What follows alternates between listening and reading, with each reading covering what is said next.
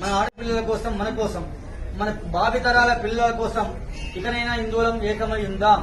ఎందుకంటే 500 సంవత్సరాలు పోరాటగానే అయోధ్య రాలేదు. మొదలలో పెద్ద ఆయన వెళ్లి శ్రీకృష్ణ మందిరం చూపెట్టాడు ద్వారకలో. మనందరికీ కూడాను ఎక్కడ అంటే ద్వారకలో చూపెట్టాడు. కాశీ జ్ఞానవ్యాపిని చూశాము. ఇంకా చాలా ఉన్నాయి చూసేది. మన సాంప్రదాయాలు, సనాతన ధర్మాన్ని కాపాడే వాళ్ళకి మీ అమూల్యమైన సమయం వెచ్చించండి. వచ్చేవి ఎలక్షన్లు, ఓటు కోసమే బ్యాంకింగ్ చేస్తున్నారు. మన పిల్లలకి ఏం కావాలి? విద్య కావాలి. ఉచిత పథకాలు మనకొద్దు, బస్సులు ఎక్కలేము. ఇది గుర్తుపెట్టుకోండి.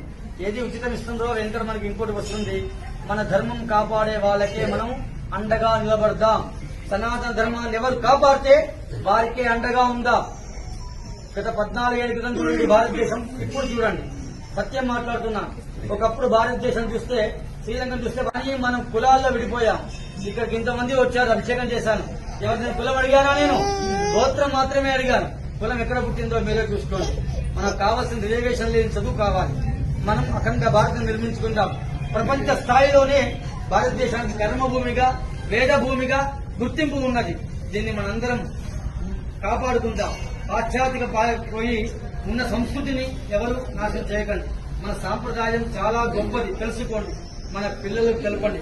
మన విద్య కూడా ఒకప్పుడు వేరే వారి చేతిలో ఉండేది. అందువల్ల అక్బరు, బాబరు వీళ్ళందరూ మనకు వచ్చారు. మనల్ని పరిపాలించిన రాజు మనకి ఎవరికీ తెలియదు. ఇంకా సీతమ్మ తెలియదు, ఇంకో అమ్మ తెలియదు. ఎవరో తెలుసు. మత మార్పు చేసిన వాళ్ళందరూ మనకి బాగా పరిచితులయ్యారు.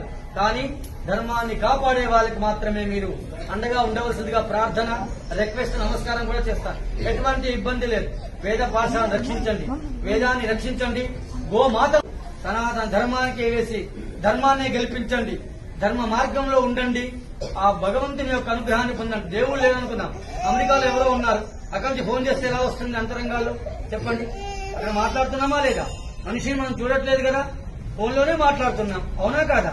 అక్కడ మనిషి అలా ఉంటే మనం సంతోషపడుతున్నాం. భగవంతునికి చేసే అర్చన కూడా అలానే ఉంటుంది. స్వామి సత్ఫలితాన్ని ఇస్తాడు. ఎక్కడ లేదు చెప్పండి? జలంలో ఈశ్వరుడు ఉన్నాడు, గాలిలో వాయులింగేశ్వరుడు ఉన్నాడు, అగ్నిలో అరుణాచలేశ్వరుడు ఉన్నాడు, జలంలో జంబుకేశ్వరుడు ఉన్నాడు, పృథివీలో కాంతిపురం పృథివీలింగం ఉన్నది, మరియు ఆకాశలింగం చిదంబరమై పంచభూత లింగమై ఈశ్వరుడే ఉన్నాడు. మొత్తం వ్యాపించి ఉన్నవాడే ఈశ్వరుడు.